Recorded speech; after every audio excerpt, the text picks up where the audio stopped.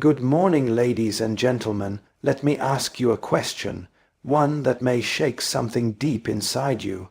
What if your debts were not just a financial matter, but a spiritual indicator? Don't answer it yet. Don't rush to conclusions. I want you to sit with that thought. Let it stir, let it settle. Then write your answer in the comment box. I want to hear your spirit speak before I do, because today I'm not just going to talk to your bank account. I'm not just here to speak to your wallet, your bills, or your credit report. I'm here to speak to your soul, the place where money problems often begin, and where they must be conquered first. Now hear me clearly. I didn't come to share a theory. I'm not here to offer a motivational gimmick. I came with a testimony. I was once drowning. Yes, drowning in the sea of debt. I smiled in public, but I wept in private. I dressed up in Sunday best, but inside I was naked with shame. My phone was a threat, not a tool, because every ring could be a creditor. I know what it means to work all day and still sleep with worry.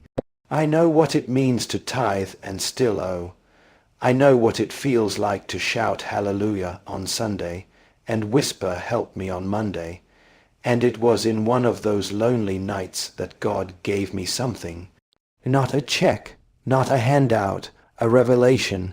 He didn't cancel the debt in one moment, but he showed me 10 biblical principles that would set me on the path, not just to financial freedom, but to spiritual alignment. And today I will share the first 4 of them with you, deeply, practically, and scripturally. Each one is a key, and when applied together, they open doors not just in your finances, but in your faith. Recognize that debt is a form of bondage, and bondage is not God's design. Let me begin with a simple yet startling truth. Debt is not just a condition, it's a covenant, and covenants have spiritual consequences. Proverbs 22:7 says, "The rich rules over the poor, and the borrower is servant to the lender." This isn't just a proverb, it's a principle. The word servant in Hebrew is ebed, meaning a slave, a person who has surrendered autonomy. And that's exactly what debt does. It takes your freedom and leases it back to you at a cost. You can't serve 2 masters. This is what the scriptures say. And for some of us, we've unknowingly been serving Visa more than Jehovah, MasterCard more than the master. But before transformation comes confrontation, and this first key is not easy, it's emotional. You have to confront the reality that debt in God's eyes is bondage, and God never created you for chains. I remember vividly the day I realized this. I was kneeling in prayer asking God to bless me with more money, more opportunity, more provision. But the Spirit whispered back, "Why would I give more into hands that are already tied?" That day, I stopped asking God to cancel my debt and started asking Him to deliver me from the spirit that welcomed it. Now understand, debt isn't always entered through rebellion. Sometimes it comes through necessity. A medical emergency, a job loss, a family crisis. But the entrance doesn't change the outcome. Bondage. God may allow you to pass through Egypt, but Egypt must never become your permanent address. Look at Israel. When they were slaves in Egypt, they were not poor because of lack of work. They were poor because their labor benefited their masters. That's what debt does. It makes your energy enrich someone else's household. And God said enough. Exodus 6:6 declares, "I will bring you out from under the yoke of the Egyptians. I will free you from being slaves to them." That wasn't just a historical promise. That was a financial blueprint. If you don't first recognize that debt is bondage, you'll never fight to break it. You'll manage it. You'll justify it. You'll normalize it. And anything you normalize, you empower. Now here's the shift. When you recognize that debt is bondage, you stop asking, "How do I pay it off?" and start asking, "How do I break it?" Breaking it begins with repentance. Not just a sorrowful heart, but a change of mind. You must say to yourself, "I was not born to serve this system. I was not created to be a slave to interest. I am a child of a king, and in his kingdom there is no lack. Let me show you something powerful. In Deuteronomy 28, God lays out blessings for obedience. One of them says, "You will lend to many nations but borrow from none." This isn't just a poetic line, it's a positioning. God sees his children as lenders, not borrowers. Why? Because lending puts you in control. Borrowing makes you a captive. But how do you move from borrower to lender? It begins with identity. If you see yourself as someone who will always be behind, who will always owe, then no budget or income can change your life. You will sabotage your own breakthrough because your soul is still in slavery. Real life example, I had a close friend, let's call him David. David made good money, 6 figures, but he was always in debt. Why? Because no matter how much he made, he believed debt was a way of life. Credit was his crutch. He financed everything from vacations to shoes. He told me it's normal, everyone does it. Until one day, the house of cards collapsed. He was laid off unexpectedly, and within months, the creditors closed in. He almost lost everything, but it was in that valley that he heard what I'm telling you now. He began to pray not for a loan, but for a renewed mind. He repented. He saw debt as bondage, and once his soul broke free, his finances followed. He began living below his means, selling what he didn't need, refusing to impress people he didn't even like. Within 3 years, he paid off over $100,000 in debt, not because he won the lottery, but because he finally rejected the lie that debt was normal. Let me say it boldly, you cannot conquer what you refuse to call your enemy. Debt is not your destiny, and the God who brought Israel out of Egypt can bring you out of overdrafts, over-limit fees, payday loans, credit card cycles, and everything else the enemy has used to chain your joy. But it starts with recognition. You must declare war. You must say, enough is enough. Say it out loud with me. I was not born for bondage. I was born for freedom. Honor God first, the principle of first fruits, before you see breakthrough in your bank account. You must experience order in your priorities. And here's the divine principle. Whatever you honor first will govern the rest. That's why this second key to escaping the prison of debt isn't about budgeting, saving, or earning more. It's about placements, spiritual placement. Who is first in your financial life? Now let me take you to the foundation. Proverbs 3:9-10 says, "Honor the Lord with your wealth, with the first fruits of all your crops. Then your barns will be filled to overflowing, and your vats will brim over with new wine." Pause, reflect. Don't just hear it. Let it speak to you. There is a promise here, but there's also a pattern. God says if you honor him with the first, he will bless the rest, not just sustain it, not just preserve it, overflow it. But most believers skip this principle and then ask, why is nothing working? It's because many want God's results without God's order, and God is not obligated to bless a system where he is dishonored. Now hear me. I know this is hard to swallow, especially when the bills are due and the money is tight.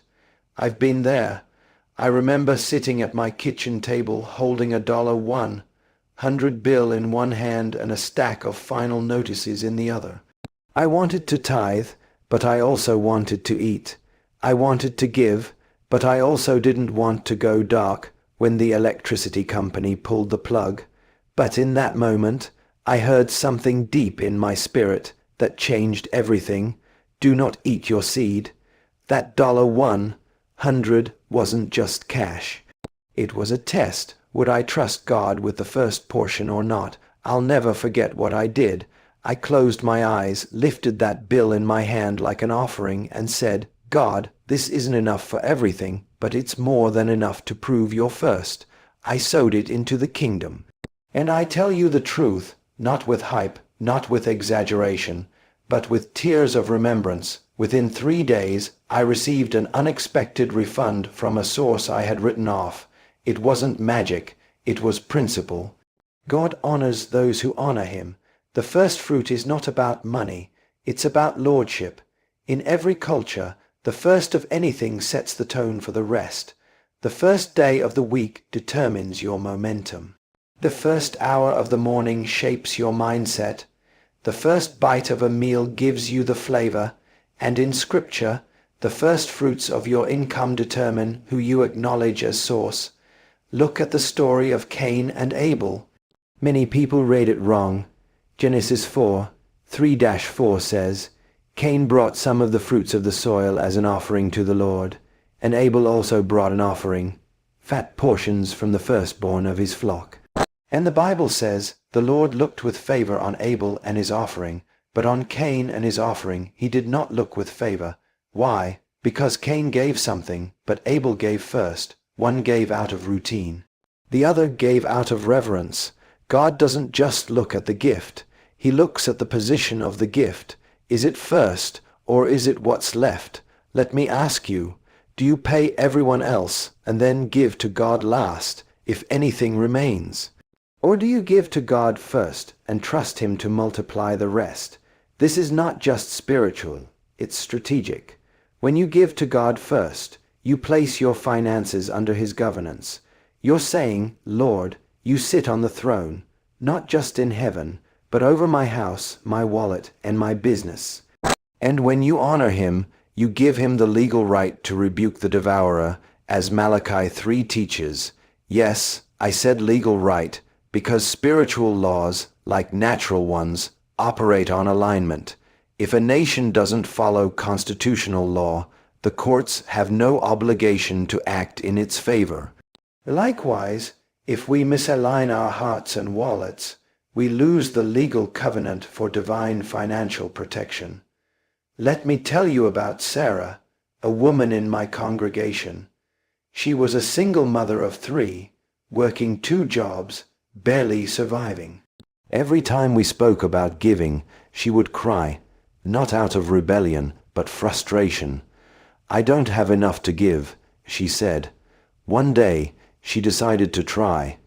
She set aside the first $20 of her paycheck and brought it with trembling hands. That month, she was offered a new position at work that came with a $600 raise. The next month, she received back pay for something her employer had missed the year before, and then her landlord reduced her rent after a building-wide agreement renegotiated leases. None of that had happened before she honored God first. Now you may think those are coincidences.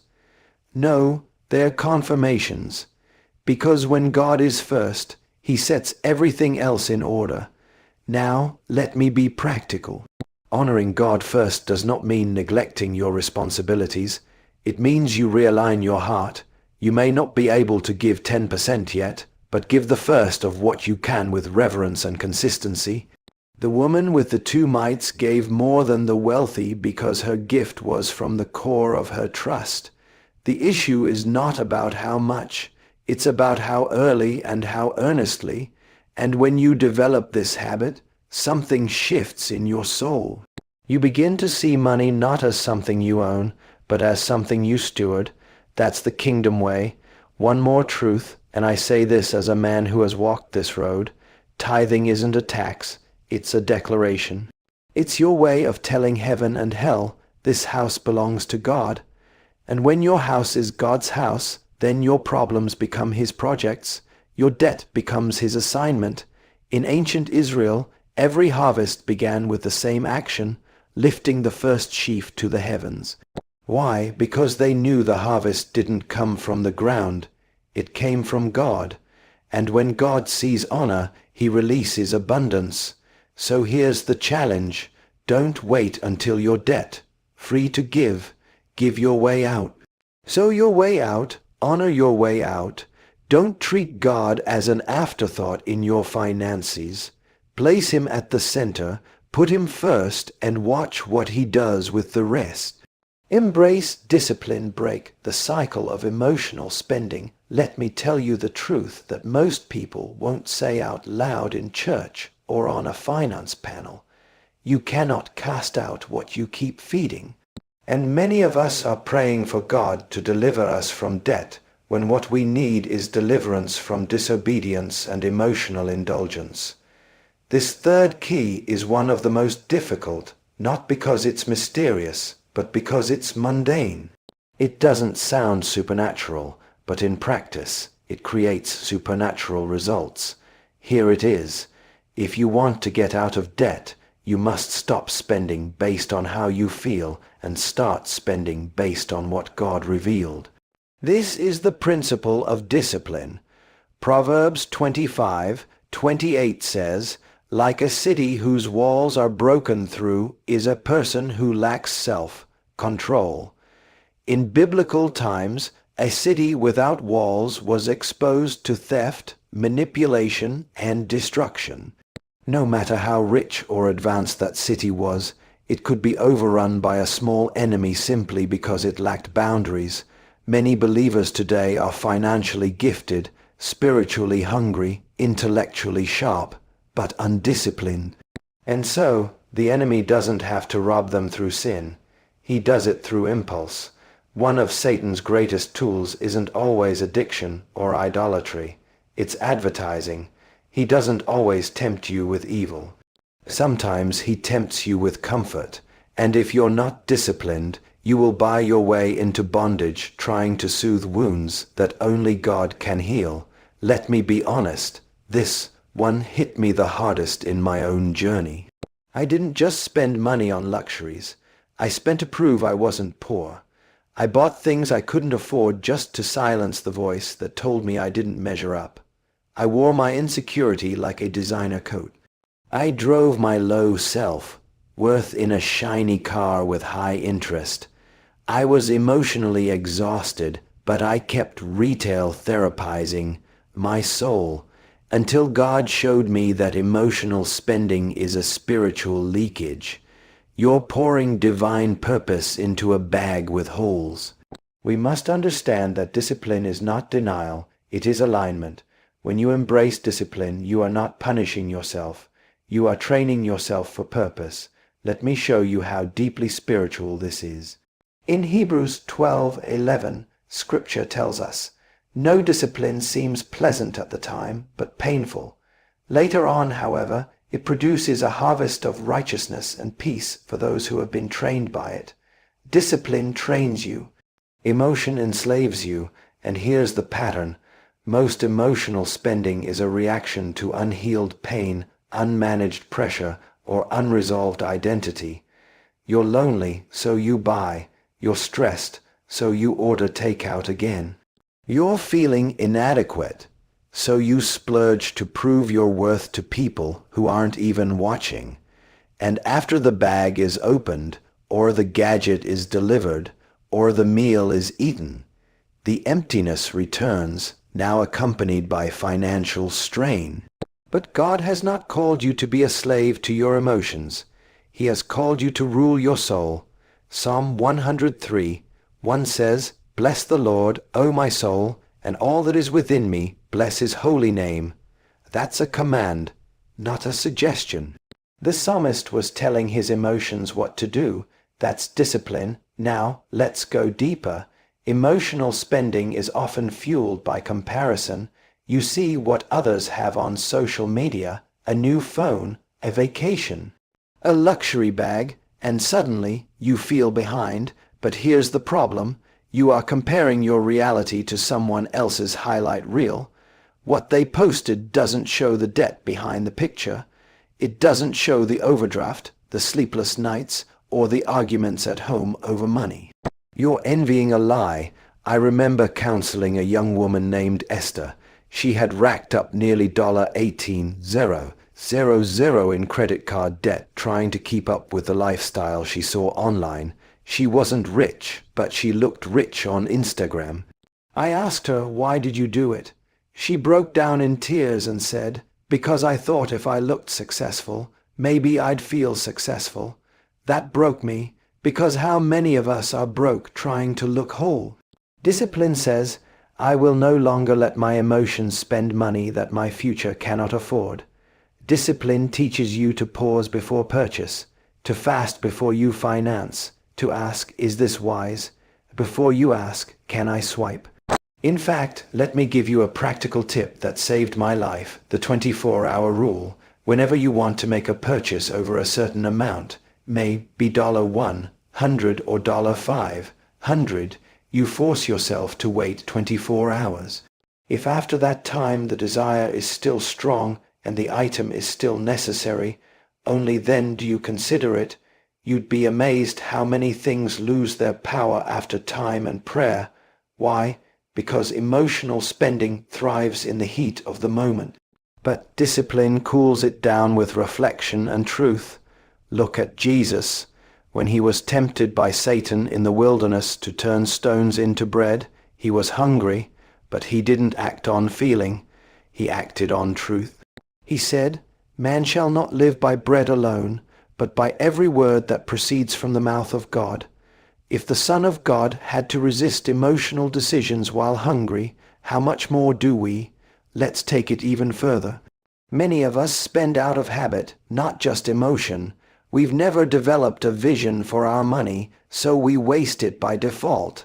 Discipline requires vision, and vision births restraint.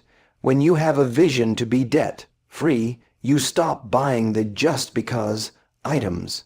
When you see yourself owning land, leaving a legacy, or funding kingdom work, your appetite changes. Discipline is the bridge between desire and destiny. Now you may ask, is it wrong to enjoy money? Absolutely not. Ecclesiastes 5:19 says, moreover, when God gives someone wealth and possessions, and the ability to enjoy them, to accept their lot and be happy in their toil, this is a gift of God. God is not against enjoyment.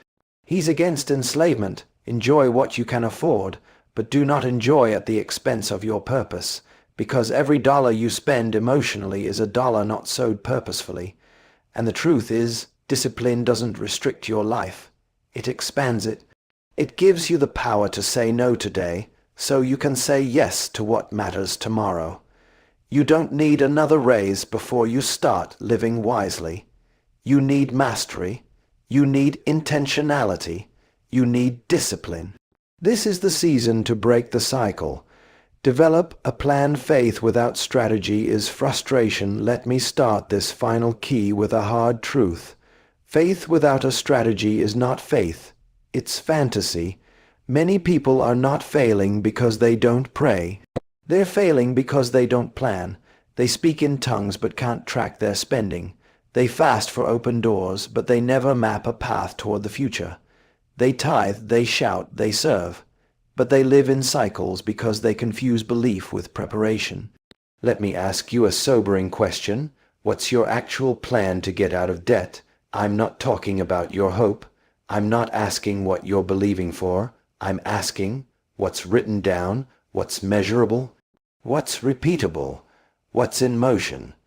Because even when God gave Abraham the promise of a son, it still took years of process and positioning. And when God promised Israel the promised land, he still gave them military instructions, camp orders, leadership structure, and land distribution plans. Every divine outcome is backed by divine order. Proverbs 21:5 says, "The plans of the diligent lead surely to abundance, but everyone who is hasty comes only to poverty." Notice it didn't say the prayers of the diligent. It said plans. You can shout abundance all day, but until you structure your finances with diligence and wisdom, you will remain in lack and blame the devil for what disorder caused. Let me share something personal. When I was drowning in debt, I thought I had a money problem, but what I really had was a planning problem. I knew how to pray, but I didn't know how to manage. I knew how to ask for favor, but I didn't know how to allocate income. And here's what shocked me. God didn't send me money first. He sent me clarity. He instructed me to sit down with a pen and paper and write everything, every credit card, every loan, every monthly obligation, every leak in the system. That was the beginning of my freedom, not a financial miracle, a financial map. You see, a plan does three things. It reveals, it prioritizes, and it disciplines. 1. A plan reveals what emotion hides. Many people avoid looking at their debt because they're ashamed. But you cannot defeat what you refuse to define. I remember coaching a man named Thomas who hadn't opened a credit card statement in over 6 months. He said, "I just can't take the stress." But once we sat together and calculated the numbers, we realized he was actually in less debt than he imagined. The fear had magnified it, the silence had exaggerated it.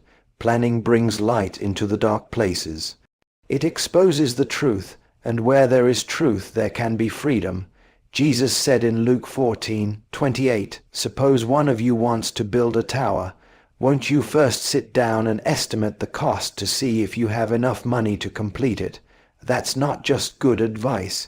That's kingdom protocol. You sit, you estimate, you plan, not because you don't trust God, but because you're preparing for what you prayed for. 2. A plan prioritizes what really matters in times of debt. You must decide what is essential and what is emotional. One of the greatest weapons against debt is focused action. When you don't have a plan, everything feels urgent. But when you have a plan, you realize that not everything deserves your money right now. A plan forces you to ask hard questions. Do I need 200 cable channels, or can I live with 20 for 6 months? Do I need to eat out 5 times a week, or can I cook and save? Can I pause this vacation and use that money to pay off a credit card instead? These are not punishments. They are pathways to peace. A woman once told me, "I feel like planning takes the fun out of life." But I responded, "No, planning gives you the power to enjoy life without guilt. Because when you plan, even your fun is funded." Let me give you a practical example, the zero-based budget. It's a simple method where every dollar you earn is assigned a role before the month begins.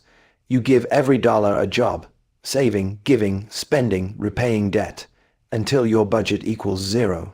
This doesn't mean you spend everything. It means you direct everything, and in doing so, you learn that money is a servant, not a master. You begin to tell your resources where to go instead of wondering where they went. 3.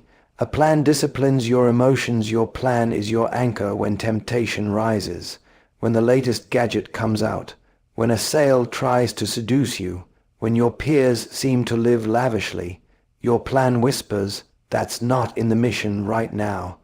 This isn't just financial.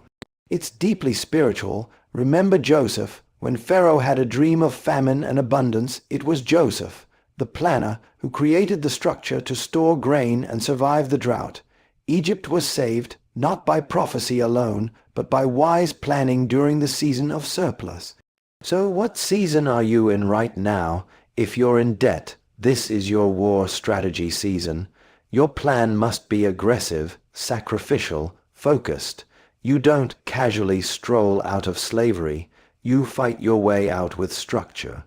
Here's what a basic debt elimination plan can look like. Step 1. List all debts, smallest to largest, not by interest rate, but by amount. Step 2. Pay minimum payments on everything except the smallest.